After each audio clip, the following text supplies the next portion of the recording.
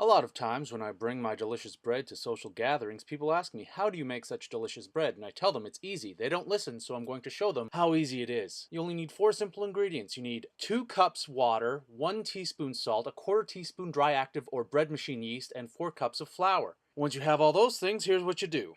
You take your 2 cups water, it can be tap water or fancier water, depending how fancy you want to be. You take your water, 2 cups, put it in the microwave. You want it in there for around 50-45 seconds. You don't want to make the water hot, you just want to get it somewhere between room temperature and warmish. Then you take your water, pour it into a bowl, the bigger the better.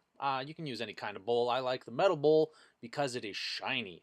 Once you have your water taken care of, you need to add the flour to the water, and you need 4 cups of flour. The best way to measure your flour is to use 2 measuring cups, a half cup and a full cup. Scoop with the half cup, pour into the full cup. Do that twice and then scrape off the excess with the flat edge of a knife. You do this to make sure that the flour is properly aerated and not too compacted, and that gives you the proper full cup of flour. Otherwise, you might get too much or too little. That's the perfect amount.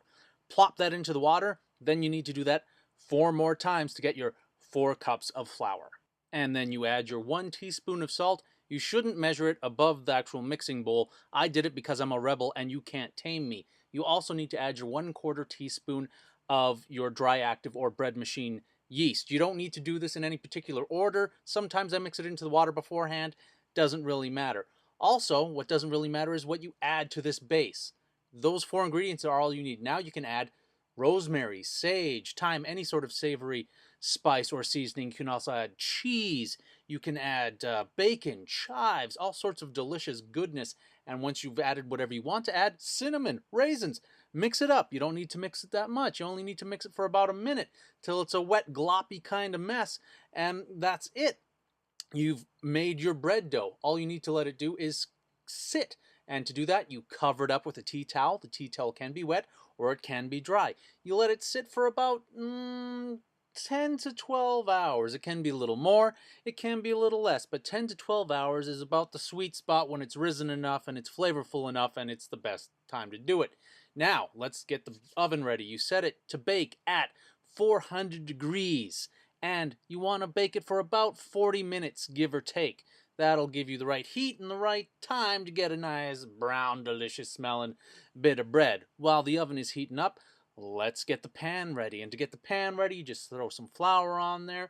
You also throw a little bit of cornmeal on there. That helps to make sure the bread doesn't stick after the baking is done.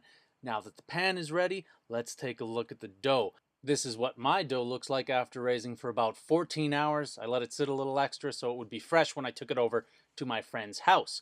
Now all you have to do is get it from the bowl onto the pan. I have no idea if there is a proper way to do this, if there are some sort of certain tools you should be using. I just grab whatever spatula is at hand and scrape out the bowl so that I get most of the dough out of the bowl and onto the pan. I really think that's about all you need to worry about. Get the dough onto the pan. Once the dough is on the pan, you take the pan, you put it into the oven, 400 degrees for 40 minutes. Let's do a little clock wipe. There we go. Time has passed. Oh my goodness, look at this delicious bit of baking. That bread, I assure you, people at home, smells delicious. Now all you need to do, shut off the oven, take your bread, take a spatula, take whatever you want, put it onto a cooling rack. And that's it. There's your bread. It smells delicious. It looks delicious.